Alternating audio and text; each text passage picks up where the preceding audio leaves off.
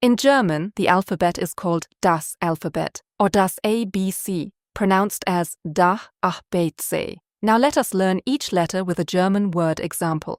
A. A for Apfel, meaning apple. B. Bear.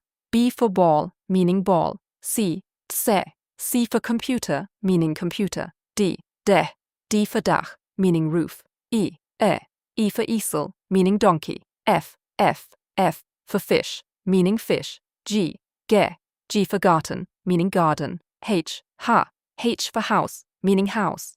I for Insel, meaning island. J for jacket, meaning jacket. K for Katze, meaning cat. L for lower, meaning lion. M for mouse, meaning mouse. N for nose, meaning nose. O for Oma, meaning grandmother. P for Papagee, meaning parrot. Q for quell, meaning spring or source. R for rose, meaning rose. S for son, meaning sun. T for tiger, meaning tiger. U for meaning clock. V for Vogel, meaning bird. W for Wasser, meaning water.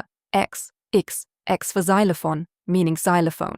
Y for yacht, meaning yacht. Z for zebra, meaning zebra.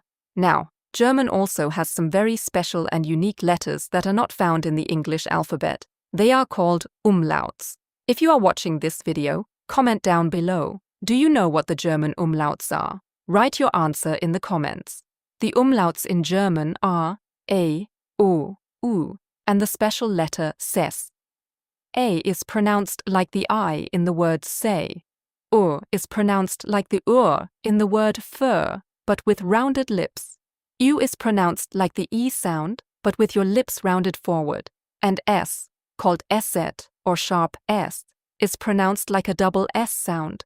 These special letters make German unique and beautiful. Keep practicing, and you will master them soon.